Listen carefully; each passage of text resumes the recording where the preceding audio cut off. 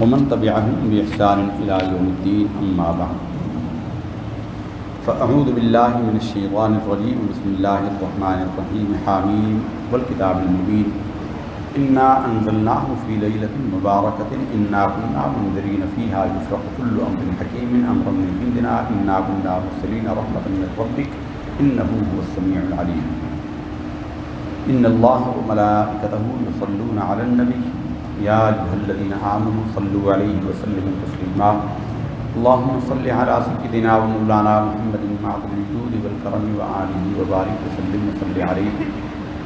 اللہ تعالیٰ کے فضل اور احسان اور اس کی توفیق سے آج ہم نے سورہ دخان، سورہ جاثیہ، سورہ احقاف، سورہ محمد، سورہ فتح اور سورۃ الحجرات کی تلاوت کی ہے۔ ہم باقی صورتوں پر مختصر ایک دو آیت کا جو خاص اس کا مضمون لیں گے۔ سورہ حجرات بھی ان صورتوں میں ہے جس کے لیے نبی کریم صلی اللہ علیہ وسلم نے تاکید فرمائی ہے کہ اپنی عورتوں اور اپنے لوگوں کو یہ صورتیں سکھائیں۔ ان میں ایک سورہ حجرات بھی ہے۔ آغاز ہم نے کیا سورہ دخان سے، اور دخان کہتے ہیں دھوئیں کو، دخان کہتے ہیں دھوئیں کو۔ اب اس میں ایک آیت ہے یوم تأتی السماء بدخان مبین یغشی الناس ھذا عذاب علیم ربنا اکشف العذاب ان العذاب انا مؤمنون، کہ اس دن جس دن آسمان سے ان پر واضح طور پر دھواں چھا جائے گا، ہر طرف سے یغشی الناس لوگوں پر چھا جائے گا، ھذا عذاب علیم بڑا دردناک عذاب ہوگا، اور دعائیں کریں گے ربنا اکشف عنا العذاب انا مؤمنون، اے ہمارے رب ہم سے یہ عذاب کو دور کر دے، بے شک ہم ایمان والے ہو جائیں گے۔ اس بارے میں دو روایات ہیں کہ یہ کون سے دھوئیں کی بات کی گئی ہے۔ ایک قول یہ ہے کہ قرب قیامت میں یہ دھواں پھیلے گا۔ علامات قیامت میں ایک علامت یہ ہے کہ زمین و آسمان میں ہر طرف دھواں بھر جائے گا اور لوگوں کی سانسیں گھٹنا شروع ہو جائیں گی، اور اس میں وہ پکاریں گے رب کو، حالانکہ اس وقت سارے کافر ہوں گے اور رب سے دعا کرتے ہوں گے کہ اے اللہ یہ عذاب ہم سے دور کر دے تو ہم ایمان لے آئیں گے۔ اور ایک روایت اس کے نازل ہونے میں یہ ہے کہ اس دن جب ان کے پاس آیا دھواں، یوم تأتی السماء آسمان سے دھواں آیا بدخان مبین واضح دھواں، وہ مکہ والوں کے اوپر اعلان نبوت کے بعد سرکار دو عالم صلی اللہ علیہ وسلم نے جب اعلان نبوت فرمایا اور یہ لوگوں نے انکار کیا، مکہ والوں نے انکار کیا، جھٹلایا اور آپ کو ایذا دی، تو آپ صلی اللہ علیہ وسلم نے دعا کی کہ اے اللہ جیسے میرے بھائی یوسف علیہ السلام کے زمانے میں تو نے قحط بھیجا جو ان کو انکار کرنے والے تھے، اے اللہ ان پر بھی ویسا ہی قحط بھیج، شاید کہ یہ ایمان لے آئیں۔ وہ ایسا شدید قحط تھا، حضور کی دعا تھی، 3 سال وہ قحط رہا، اور وہ ایسا شدید قحط تھا کہ عرب جو ہے وہ اپنے جانوروں کے سوکھے ہوئے گوبر کو بھی کھا گئے، چمڑے، جوتے، جو ان کو ملتا تھا کھا جاتا تھا، اور بھوک کی وجہ سے، بھوک کی شدت کی وجہ سے ان کی آنکھیں دھندلا گئیں، اور یہ اوپر دیکھتے تھے تو ان کو دھندلا نظر آتا تھا جیسے دھواں چھا گیا ہو۔ اس وقت یہ دعا کرتے تھے اور کہتے تھے کہ کاش یہ اے اللہ ہم سے عذاب کو ٹال دے تاکہ ہم ایمان والے ہو جائیں۔ وہ عذاب نہیں ٹلتا تھا، یہاں تک کہ لوگ حضرت ابو طالب کے پاس پہنچے اور کہا کہ اے ابو طالب، اے سردار، اپنے بھتیجے سے کہہ کہ خدا کے لیے دعا کرے یہ عذاب ہم سے ٹل جائے، ہم ایمان لے آئیں گے۔ اور سرکار دو عالم صلی اللہ علیہ وسلم کی دعا سے وہ قحط ان پر سے ٹلا، لیکن یہ پھر بھی ایمان نہیں لائے۔ اس کے بعد کی سورہ جاثیہ ہے۔ جاثیہ کا لفظی معنی ہے گھٹنوں کے بل گرنے والی قوم، یعنی انسان کھڑا اور بیٹھنے کے درمیان میں جیسے گھٹنوں میں، جیسے ہمارے کئی نمازی ہوتے ہیں جن کو تکلیف ہوتی ہے گھٹنوں کی اور وہ بیٹھ نہیں سکتے تو گھٹنوں پر کھڑے ہوتے ہیں، کہ قیامت میں امتوں کا یہ حال ہوگا۔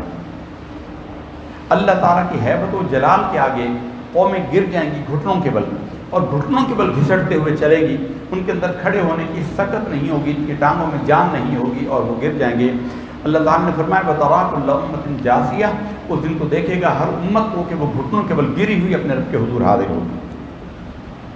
اس صورت کے اختتام بڑی خوبصورت آیت سے ہوا فَلِلَّهِ الْحَمْدُ، بس سب خوبیاں اللہ ہی کے لیے ہیں، رب السماوات والارض، رب السماوات ورب الارض، زمین و آسمانوں کا رب ہے، رب العالمین، تمام کائنات کا رب ہے، وَلَهُ الْكِبْرِيَاءُ فِي السَّمَاوَاتِ وَالْأَرْضِ، زمین و آسمان میں بڑائی تو اسی ہی کے لیے ہے، وَهُوَ الْعَزِيزُ الْحَكِيمُ، اور وہ بڑی غالب حکمتوں والا ہے۔ اس کے بعد 26واں پارہ سورہ احقاف سے ہم نے شروع کیا۔ احقاف حقف کی جمع ہے، اور حقف کہتے ہیں ٹیلے کو۔ یہ قوم عاد جس علاقے میں رہتی تھی یمن کا علاقہ تھا، یمن کے علاقے کے درمیان میں حضرموت کے علاقے میں یہ ریت کے ٹیلوں والی بہت بڑی وادی تھی، یہاں یہ قوم عاد رہا کرتی تھی، اور یہ دنیا میں آج تک ان سے بڑی طاقتور قوم کوئی پیدا نہیں ہوئی، جن کے درخت کھجور کے درختوں سے اونچے ان کے قد تھے، اور 1200 1500 1800 سال ان کی عمریں ہوتی تھی، اور قوت و طاقت میں ان سے بڑی طاقتور قوم پیدا نہیں ہوئی۔ یہاں اس قوم کا ذکر کیا گیا ہے، فاذکر اخا عاد اذ انذر قومه بالاحقاف، یاد کرو قوم عاد کا ذکر، واذکر اخا عاد کہ قوم عاد کے بھائی یعنی حضرت ہود کو ہم نے ان کے اندر بھیجا، یہ یہاں اس کا ذکر ہے۔ اس میں انسان کو حکم دیا، ووصینا الانسان بوالدیہ احسانا، ہم نے انسان کو حکم دیا ہے کہ اپنے والدین کے ساتھ بھلا سلوک کرے۔ حملتہ امہ کرہا ووضعتہ کرہا، اس کی ماں نے اس کو تکلیف پر تکلیف اٹھاتے ہوئے اس کو حمل رکھا اور پھر اس کو جنا، وحملہ وفصالہ 30 شہرا، اور اس کے دودھ پلائی اور حمل کی اور دودھ چھڑائی کی مدت جو ہے وہ 30 مہینے ہے۔ اس میں ضمناً ایک مسئلہ نکلا ہے جو حدیث سے ثابت ہے کہ عورت کو حمل جو ہے وہ 2 سال تک رہ سکتا ہے، 6 مہینے کا بچہ حمل جو ہے وہ پیدا ہو سکتا ہے اور وہ زندہ رہ سکتا ہے، 6 سے پہلے کا بچہ جو پیدا ہوگا وہ نہیں بچ سکتا، اور اسی طرح زیادہ سے زیادہ مدت 2 سال ہوتی ہے۔ تاریخ میں ایسے بچوں کے تذکرے ہمیں ملتے ہیں جو 2 سال کے بعد، 2 سال کے حمل کے بعد پیدا ہوئے۔ ایران کا ایک بادشاہ تھا جس کا نام ضحاک تھا، ضحاک کے لفظی معنی ہیں ہنسنے والا، چونکہ اس کے ماں کے پیٹ کے اندر دانت نکل آئے تھے، اور جب یہ پیدا ہوا تو اس کے دانت تھے اور یہ ہنستا تھا، تو اس کا نام ہی ضحاک ہو گیا۔ تو 2 سال اس کا جو ہے وہ حمل کا دوران ہو سکتا ہے انسان کا، اس میں یہ بتایا گیا ہے۔ اس میں اس انسان پر پھٹکار کی گئی ہے کہ جو اپنے والدین کو کہتا ہے اف اف، یعنی والدین کو کلمات ناگوار کرتے ہیں، والذی قال لوالدیہ اف لکما اتعداننی ان اخرج وقد خلت القرون من قبلی، جو کافر اولاد اپنے ماں باپ پر اف اف کرے اور کہے کہ حیرت کی بات ہے ابا ماں تم ہمیں کہتے ہو کہ مرنے کے بعد تم دوبارہ زندہ ہوں گے۔ اسی صورت میں یہ بھی ذکر ہوا ہے کہ سرکار دو عالم صلی اللہ علیہ وسلم کے پاس مسجد جن جو آج مکہ شریف کے اندر ایک مسجد ہے، وہاں پر جنات نے آ کر قرآن مجید حضور سے سنا تھا۔ قرآن مجید میں اللہ نے فرمایا ہے وَإِذْ صَرَفْنَا إِلَيْكَ نَفَرًا مِنَ الْجِنِّ يَسْتَمِعُونَ الْقُرْآنَ، اور جب ایک جماعت جنوں کی آپ کے پاس سے پھر رہی تھی اور انہوں نے آپ کو قرآن مجید پڑھتے ہوئے سنا، توجہ سے سنا، فَلَمَّا حَضَرُوهُ قَالُوا أَنصِتُوا، پھر جب وہ وہاں آئے تو بالکل خاموش ہو گئے، فَلَمَّا قُضِيَ وَلَّوْا إِلَىٰ قَوْمِهِمْ مُنذِرِينَ، پھر وہ وہاں سے پلٹے اس لیے کہ اپنی قوم کو ڈرائیں۔ قالوا، ان جنات نے اپنی قوم سے کہا، انا سمعنا کتابا انزل من بعد موسیٰ، ہم نے ایسی کتاب کو سنا جو موسیٰ کے بعد نازل کی گئی ہے، مصدقا لما بین یدیہ، مراد ہوتا ہے کہ وہ اہل کتاب جن تھے، یہودی تھے، انہوں نے کہا کہ وہ اس کتاب کی تصدیق کرتی ہے جو ہمارے ہاتھوں میں ہے، یہدی الی الحق، سیدھے راستے کی طرف ہدایت دیتی ہے، وَإِلَىٰ طَرِیقٍ مُسْتَقِیمٍ، اور سیدھے راستے کی طرف ہمیں چلاتی ہے۔ یا قومنا، اے ہماری قوم، اجیبوا داعی اللہ، اس کی دعوت کو قبول کرو جو اللہ کی طرف بلانے والے ہیں، وآمنوا بہ، اور ان پر ایمان لے آؤ، یغفر لکم من ذنوبکم، اور وہ تاکہ وہ تمہارے گناہوں کو معاف فرما دے، ویجرکم من عذاب علیم، اور وہ تمہیں دردناک عذاب سے نجات دے دے۔ ومن لا یجب داعی اللہ فلیس بمعجز فی الارض ولا فی السماء ولیس له من دونہ اولیاء، اور جس نے اللہ تعالیٰ کی اس دعوت کو قبول نہیں کیا بس وہ زمین میں اللہ کو عاجز نہیں کر سکتا، اور اللہ کے سوا اس کا کوئی مددگار بھی نہیں ہے۔ اولئک فی ضلال مبین، وہ کھلی گمراہی میں ہیں۔ کیا یہ دیکھتے نہیں ہیں کہ اللہ نے زمین و آسمانوں کو پیدا کیا، ولم یعی بخلقہن، اور اللہ ان کے بنانے میں تھک نہیں گیا، وہ اس بات پر قادر ہے کہ مردوں کو زندہ کرے، بلا انہ علی کل شیء قدیر، کیوں نہیں، وہ اس کو زندہ کرنے پر قادر ہے۔ اس کے بعد ہم نے سورہ محمد تلاوت کی ہے۔ قرآن مجید کی یہ واحد صورت ہے جس کا نام حضور کے نام مبارک پر رکھا گیا ہے۔ قرآن مجید میں کل 4 جگہ حضور کا نام محمد آیا ہے اور 1 جگہ نام نامی احمد آیا ہے۔ ایک سپارے میں 2 جگہ حضور کا نام جو آیا ہے محمد، وہ اسی ایک 26ویں پارے میں آیا ہے، 22ویں پارے میں آیا ہے، اور ایک 26ویں پارے میں 2 جگہ آیا ہے، اور ایک 4تھے پارے میں آیا۔ محمد نام 4 دفعہ آیا قرآن مجید میں۔ احمد نام 28ویں پارے میں سورہ صف میں آیا ہے۔ حضور کا نام محمد ایک اس صورت میں ہے اور ایک اس سے اگلی صورت سورہ فتح کے اندر بیان ہوا ہے۔ اس میں اللہ تعالیٰ نے اہل ایمان اور اہل جہنم کے اہل کافروں کا ذکر فرمایا ہے، اور ایمان والوں پر نعمتوں کا اور کافروں پر عذاب کا ذکر کیا، اور اس کی آخری آیت میں بیان فرمایا ہے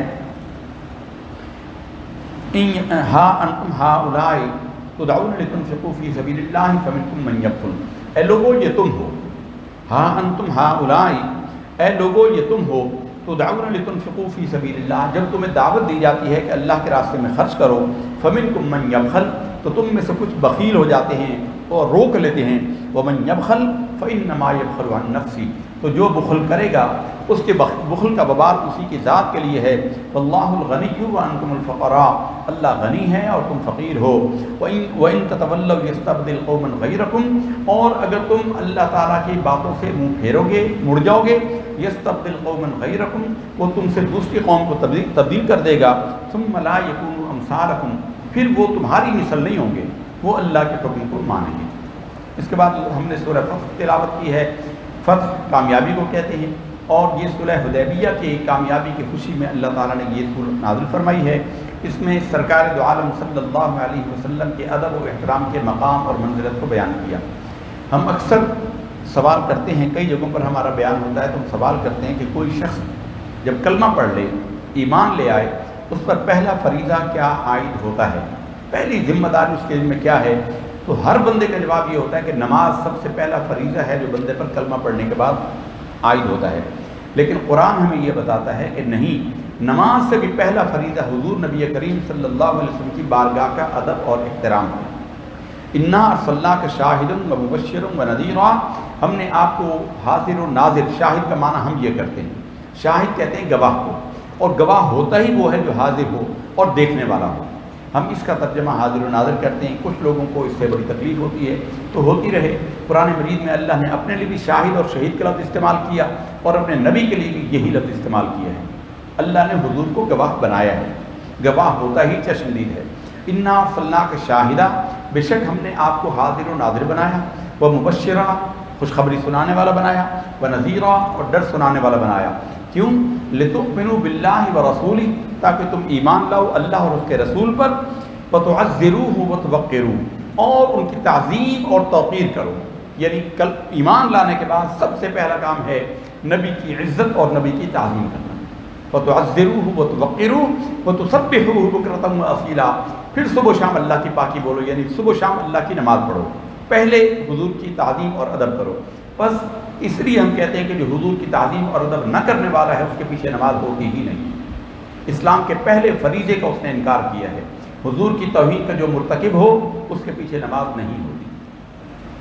پہلا فریضہ جو ہے وہ یہی ہے کہ اللہ کے نبی کی تعظیم اور توقیر کرے۔ اس کے بعد منافقین کا ذکر کیا گیا ہے، اس کے بعد فتح مکہ کا بھی ذکر کیا گیا ہے، اس میں عمرۃ القضاء کا ذکر کیا گیا۔ اس کے بعد سورہ حجرات ہے۔ حجرات حجرہ کی جمع ہے، اور حجرہ عربی میں کمرے کو کہتے ہیں۔ حضور نبی کریم صلی اللہ علیہ وسلم کے 11 حجرے تھے مسجد نبوی کے دائیں بائیں، جس میں سرکار دو عالم صلی اللہ علیہ وسلم کی ازواج مطہرات رہا کرتی تھی، اور آپ صلی اللہ علیہ وسلم اس میں باری باری ہر زوجہ شریفہ کے پاس رہا کرتے تھے۔ اس صورت میں بہت ساری اہم ترین باتیں دین کے حوالے سے بیان کی گئی ہیں، اس لیے نبی کریم صلی اللہ علیہ وسلم نے اس کے سکھانے کا خاص حکم فرمایا۔ ارشاد ہوا، اے ایمان والو، اللہ اور اللہ کے رسول سے آگے نہ بڑھو اور اللہ سے ڈرو، ان اللہ سمیع علیم۔ اللہ سے بڑھنے کا تو سوال ہی پیدا نہیں ہوتا، اللہ سے کوئی کیسے بڑھ سکتا ہے؟ نبی سے بڑھنے کا کیا مطلب ہے؟ 2 روایتیں، ایک تو یہ ہے کہ نبی صلی اللہ علیہ وسلم سے پہلے کچھ لوگوں نے قربانی کر دی، قربانی کا دن تھا، ابھی حضور نے قربانی نہیں کی، انہوں نے پہلے قربانی کر دی، تو اللہ نے کہا کہ یہ کام نہ کرو، میرے نبی سے آگے نہ بڑھو، میرے نبی کے بعد قربانی کرو۔ اور ایک قول یہ ہے کہ حضور نے مشاورت کے لیے لوگوں کو بلایا تھا، مشورہ طلب کرنے کے لیے۔ حضور ابھی حجرے سے باہر تشریف نہیں لائے تھے، تو صحابہ کرام نے آپس میں مشاورت کی کہ حضور نے اگر یہ کہا تو ہم یہ کہیں گے، یہ مشورہ ہوا تو یہ کہیں گے، یہ بات ہوگی تو یہ کہیں گے۔ تو اللہ کو یہ بات پسند نہیں آئی کہ میرے حبیب نے ابھی تو کلام نہیں فرمایا، ابھی تو وہ تشریف نہیں لائے، اور تم نے پہلے باتیں شروع کر دی۔ تو فرمایا کہ میرے نبی سے آگے مت بڑھو۔ ارشاد فرمایا کہ لا ترفعوا اصواتکم فوق صوت النبی، اپنی آوازوں کو نبی کی آوازوں سے بلند نہ کرو۔ ولا تجهروا له بالقول كجهر بعضكم لبعض ان تحبط اعمالكم وانتم لا تشعرون، حضور کے سامنے آپس میں بھی اونچی آوازوں سے باتیں نہ کرو، اور حضور کے ساتھ بھی ایسی آواز سے بات نہ کرو جیسے ایک دوسرے سے بات کرتے ہو۔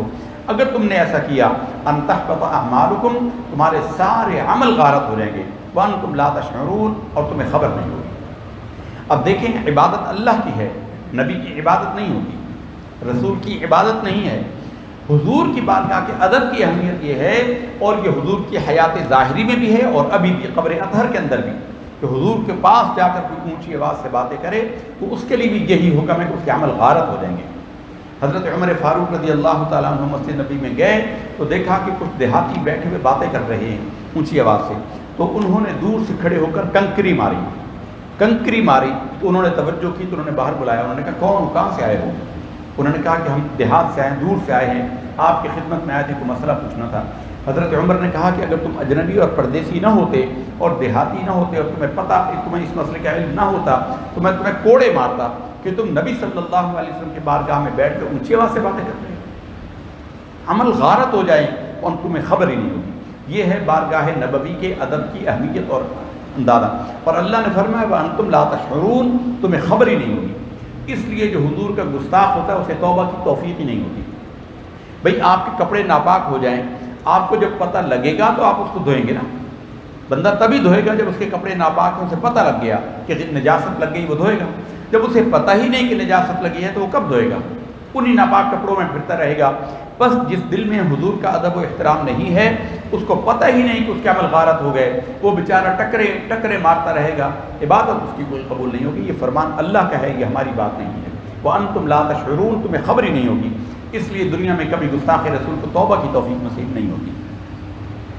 ان الذين يغضون اصواتهم عند رسول الله اولئك الذين امتحن الله قلوبهم للتقوى، بے شک جنہوں نے نبی صلی اللہ علیہ وسلم کے سامنے اپنی آوازوں کو آہستہ کر دیا، یہی وہ لوگ ہیں جن کے دلوں کو اللہ نے تقوی کے لیے پرکھ لیا۔ لهم مغفرہ واجر عظیم، انہی کے لیے مغفرت اور اجر عظیم ہے۔ کچھ لوگ آئے، حضور سے مسئلہ پوچھنا تھا، حضور اپنے گھر کے اندر جلوہ فرما تھے، انہوں نے باہر سے آوازیں لگائیں اور کہا یا رسول اللہ باہر تشریف لائیے تاکہ ہم یہ بات پوچھیں۔ اللہ تعالیٰ کو یہ بھی پسند نہ آیا اور فرمایا کہ بے شک وہ لوگ جو آپ کے گھروں کے باہر سے، ان الذین ینادونک من وراء الحجرات، بے شک وہ لوگ جو آپ کے حجروں کے باہر کھڑے ہو کر آپ کو آواز کرتے ہیں، اکثرهم لا یعقلون، ان کی اکثریت جانتی نہیں، عقل نہیں رکھتی۔ ولو انہم صبروا حتی تخرج الیہم لکان خیرا لہم، اگر یہ صبر کرتے، ٹھہرے رہتے یہاں تک کہ آپ خود باہر تشریف لے کر آتے تو یہ ان کے حق میں بہتر ہوتا۔ یعنی اللہ نے اپنے نبی کی عزت، احترام اور ادب کا کتنا سبق دیا ہے۔ اللہ تعالیٰ ہمیں سمجھنے کی توفیق عطا فرمائے۔ حضور نبی کریم صلی اللہ علیہ وسلم نے جب زکوٰۃ کی فرضیت ہوئی تو ایک قوم کے پاس، ایک قبیلہ تھا، اس کے پاس زکوٰۃ کی وصولی کے لیے ایک صحابی کو بھیجا، ایک صحابی تھے، ان کو بھیجا، اور وہ صحابی ایام جاہلیت میں ان سے اس قبیلے کا ایک بندہ قتل ہو گیا تھا۔ جدھر آپ نے زکوٰۃ کے لیے ان کو بھیجا، اس قبیلے کا ایک شخص ایام جاہلیت میں ان سے قتل ہو گیا تھا۔ اب یہ ڈر رہے تھے، حضور پہ انکار بھی نہ کر سکے، اور یہ چلے گئے۔ جب اس بستی والوں کو پتہ چلا کہ حضور کا قاصد آ رہا ہے تو انہوں نے استقبال کی تیاری کی اور شہر سے باہر نکل آئے، علاقے سے باہر نکل کر کے حضور، ان کو تو پتہ ہی نہیں تھا کہ کون آ رہا ہے۔ انہوں نے جب یہ دیکھا کہ وہ لوگ باہر آ گئے تو چونکہ ان کے دل میں وہ پہلا خوف تھا کہ شاید وہ بدلہ لے، تو یہ واپس پلٹ آئے اور انہوں نے کہا یا رسول اللہ وہ تو مجھے قتل کرنے والے تھے، اگر میں چلا جاتا وہ تو آگے تھے مجھے مارنے کے لیے۔ تو سرکار دو عالم صلی اللہ علیہ وسلم نے پھر ان کو روک لیا اور حضرت خالد بن ولید کو تیار کیا کہ آپ کو 20 لوگوں کو لے کر جائیں، اس قبیلے کا پتہ کریں۔ ادھر حضرت خالد کو تیار کیا جا رہا ہے، ادھر اس قبیلے کے لوگ آ گئے حضور کے پاس اور کہا یا رسول اللہ آپ کا نمائندہ آیا تھا، آپ نے فرمایا تھا کہ آیا ہے، وہ آ رہا تھا، پر ہم جب اس کے استقبال کے لیے آئے تو وہ واپس چلا آیا، ہم سے کوئی گستاخی ہو گئی ہے۔ حضور نے فرمایا کہ تم چلے جاؤ، میرا اور قاصد کل تمہارے پاس آئے گا۔ حضرت خالد بن ولید کو حضور نے بھیجا اور کہا کہ جا کر ان کی حالت کو دیکھو، اگر وہ اسلام سے پھر گئے ہیں، جیسا کہ ان صاحب نے کہا تھا کہ مجھے قتل کرنے آئے ہیں، تو حضور کے قاصد کو قتل کرنا تو کفر ہے، تو دیکھو کہ اگر وہ پھر گئے ہیں تو ان کے ساتھ جنگ کرنا اور ان کو سبق سکھانا، اور اگر وہ صحیح ہوں تو ان سے زکوٰۃ لے کر آ جانا۔ حضرت خالد بن ولید رضی اللہ تعالیٰ عنہ اندھیرے کے ٹائم میں ان کے آبادی میں گئے اور عشاء کے وقت میں، اور جب وہ اس آبادی میں داخل ہوئے تو عشاء کی اذانیں ہو رہی تھیں، نمازیں ہو رہی تھیں۔ اس کے بعد رات وہاں ٹھہرے، صبح کی اذانیں بھی ہوئی، انہوں نے صبح بھی کی، ظہر میں انہوں نے اپنے آپ کو ظاہر کیا کہ ہم حضور کی طرف سے آئے ہیں اور وہ زکوٰۃ لے کر آئے۔ اللہ نے اس بات کو بیان فرمایا ہے ان جاءکم فاسق بنبأ فتبینوا ان تصیبوا قوما بجہالۃ فتصبحوا علی ما فعلتم نادمین۔ اگر کوئی شخص تمہارے پاس کوئی خبر لے کر آئے، چونکہ ذکر صحابی کا ہے، ہماری زبان اس کا ساتھ نہیں دیتی کہ ہم اس صحابی کو فاسق کہیں، لیکن بیان کیا گیا کہ کوئی بھی شخص کوئی سنی سنائی خبر لے کر آئے اس کی بات کی چھان پھٹک کر لیا کرو، فتبینوا، اس کو اچھی طرح سے اس کی تصدیق کر لیا کرو. ایسا نہ ہو کہ تم انجانے میں ان کو دشمن سمجھ کر ان پر حملہ آور ہو جاؤ اور بعد میں تم پریشان ہوتے پھرو اور نادم ہو جاؤ. وَاعْلَمُوا أَنَّ فِيكُمْ رَسُولَ اللَّهِ، یقین جان لو کہ تمہارے درمیان اللہ کے رسول ہیں. اگر رسول اللہ ہر بات تمہاری مان لیتے تو تمہارے لیے بڑی مشقت ہو جاتی. لَعَنِتُّمْ وَلَٰكِنَّ اللَّهَ حَبَّبَ إِلَيْكُمُ الْإِيمَانَ. اب اللہ اپنے صحابہ کو نبی کے صحابہ کو پیار فرماتا ہے اور ارشاد فرماتا ہے کہ اے میرے نبی کے صحابہ، تمہارے دلوں کو تو اللہ تعالیٰ نے ایمان کے لیے پسندیدہ کر دیا. وَزَيَّنَهُ فِي قُلُوبِكُمْ، اور تمہارے دلوں کو ایمان سے مزین کر دیا. وَكَرَّهَ إِلَيْكُمُ الْكُفْرَ وَالْفُسُوقَ وَالْعِصْيَانَ، اور اللہ تعالیٰ نے تمہارے دلوں میں ناپسندیدہ کر دیا کفر کو، نافرمانی کو اور گناہوں کو. أُولَٰئِكَ هُمُ الرَّاشِدُونَ، یہی تو ہدایت پر لوگ موجود ہیں. اس کے بعد ایک معاشرتی بات بیان کی کہ وَإِن طَائِفَتَانِ مِنَ الْمُؤْمِنِينَ اقْتَتَلُوا فَأَصْلِحُوا بَيْنَهُمَا، اگر مسلمانوں کی دو جماعتیں لڑ پڑیں، دو بھائی لڑ پڑیں، دو گروہ لڑ پڑیں، تو ان کے درمیان صلح کرانے کی کوشش کرو. لیکن تم صلح کراؤ، ایک جماعت تو تمہاری بات مان لے اور وہ رک جائے، لیکن دوسری جماعت باز نہ آئے لڑنے سے، تو جو جماعت تمہاری بات کو مان لے اس کی حمایت میں کھڑے ہو کر پھر اس سے لڑو، پھر اس کا مقابلہ کرو. فَإِنْ فَاءَتْ فَأَصْلِحُوا بَيْنَهُمَا بِالْعَدْلِ وَاقْسِطُوا، پھر جب وہ پلٹ آئیں، تمہاری طاقت ان کے ساتھ ہو جائے گی، دگنی ہو جائے گی، اب ان کو شکست ہو جائے گی، وہ بعد آ جائیں گے، پھر ان کے درمیان انصاف کر دو. بالعدل واقسطوا، ان کے درمیان اصلاح کرو عدل اور انصاف کے ساتھ. ان اللہ یحب المقسطین، اللہ انصاف والوں کو پسند کرتا ہے. بے شک مومن تو آپ اپنے بھائی ہیں. فاصلحوا بین اخویکم، بس مسلمانوں کے درمیان صلح کراؤ. ہمارے معاشرے میں اس کی بڑی کمی ہے. ہمیں پتہ لگ جائے کہ دو بھائی فلاں آپس میں نہیں بولتے، ہم کہتے ہیں یار ان کا آپس کا معاملہ ہمیں کیا لینا دینا، آپس میں وہ جانے. اسلام کی تعلیمات یہ نہیں ہیں. ان کے درمیان پڑھ کر ان کی غلط فہمی کو دور کرا کے ان کے درمیان صلح کرانا، یہ اللہ کا حکم ہے قرآن مجید میں، چاہے وہ فرد ہو چاہے جماعت. ازواج مطہرات میں سے ایک زوجہ شریفہ نے دوسری عورت کو کسی بات پر طعنہ دیا. اللہ نے فرمایا کہ کوئی کسی مسلمان کو یہ جائز نہیں ہے کسی دوسرے مسلمان کو طعنہ دے، کسی بات پر مذاق اڑائے. عسیٰ ان یکونوا خیرا منہم، ممکن ہے کہ جس کا وہ مذاق اڑا رہے ہیں وہ اس سے بہتر ہو جو مذاق اڑا رہا ہے اس سے. اور اسی طرح عورتوں میں سے بھی عسیٰ ان یکن خیرا منہن، وہ عورتیں جس کا مذاق اڑایا جا رہا ہے، یہ ازواج مطہرات کا معاملہ ہے لیکن حکم عام ہے. کچھ عورتوں نے ایک دوسری زوجہ شریفہ کا مذاق اڑایا. اللہ نے فرمایا کہ جو مذاق اڑانے والی ہیں ممکن ہے اس سے وہ زیادہ اللہ کے درجے والی ہو جس کا مذاق اڑایا جا رہا ہے. اور اسی طرح ولا تنابزوا بالالقاب، ایک دوسرے کو برے لقبوں سے یاد نہ کرو. بئس الاسم الفسوق بعد الایمان، کتنا برا نام ہے فسوق کا ایمان کے بعد. ومن لم یتب، جس نے توبہ نہ کی، فاولئک هم الظالمون، وہ بہت بڑے ظالم ہیں. یہ ہمارے معاشرے میں جو ناموں کو بگاڑنے کا رواج ہے، چھینا ہو گیا تو چھیپا ہو گیا تو شادو ہو گیا، تو اس طرح کے الٹے سیدھے نام قرآن مجید کے نزدیک یہ گناہ ہے.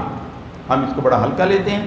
ناموں کو بگاڑ کر جس سے تضحیق کا پہلو نکلتا ہو، جس سے نام بگڑتا ہو، اللہ نے اس کو سختی سے منع کیا اور اللہ نے اس کو ظالموں میں شمار کیا. بدگمانی سے منع کیا.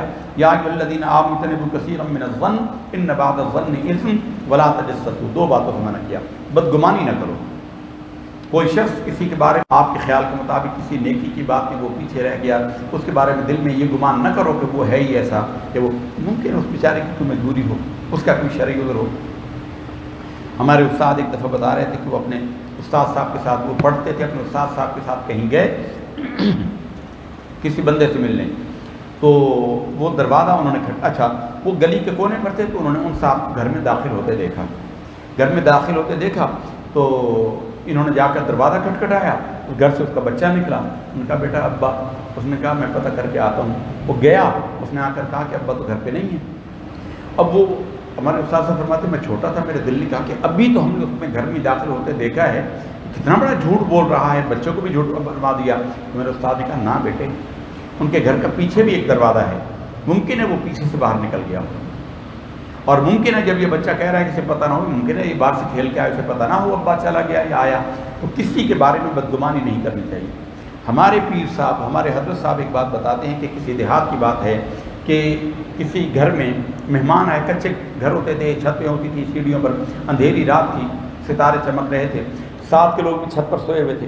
ساتھ کے لوگ ان کے گھر پر آئے اور کہا کہ جناب آپ گھر میں کوئی بندہ آیا ہے، وہ جھانکتا ہے ہمارے لوگ اور ہماری عورتوں کو دیکھتا ہے، اور جب ہم اس کو دیکھتے ہیں تو وہ بیٹھ جاتا، چھپ جاتا ہے، پھر ہمارے لوگوں کا منہ ادھر ہوتا ہے تو وہ پھر کھڑا ہو جاتا ہے، وہ بار بار ایسا کر رہا ہے، آج تک ایسا نہیں ہوا، اس بندے کو ہمارے حوالے کرو۔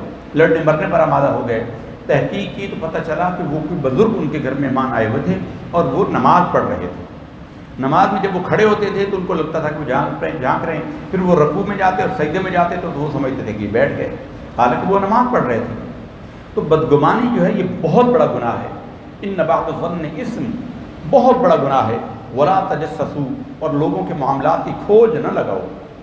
لوگوں کو بڑی تجسس ہوتا ہے کہ یہ کیا کرتا ہے، وہ کیا کرتا ہے، یہ کہاں جاتا ہے، وہ کہاں جاتا ہے، بڑی کھوج لگاتے ہیں۔ اللہ نے ان باتوں سے منع ہے۔ اس صورت میں بہت اہم معاشرتی مسائل بیان کیے گئے ہیں، ابھی اور بھی بہت سارے مسائل ہیں، لیکن ظاہر ہے وقت زیادہ ہو گیا، آج سے شبینہ بھی شروع ہو رہا ہے۔ اللہ تعالیٰ سے دعا ہے کہ ہمیں قرآن حکیم کے صحیح پڑھنے، سمجھنے اور عمل کی توفیق دے، قرآن مجید کی تعلیمات کو سمجھنے کی توفیق ہو اور اس پر عمل کی توفیق ہو۔ یہ ہمیں مشکل لگتا ہے لیکن ہمارا عمل جو ہے اس کے مطابق ہوتا نہیں۔ اللہ ہمیں عمل کی توفیق دے۔ وما علیک الا البلاغ المبین۔ اللہم صلی علی سیدنا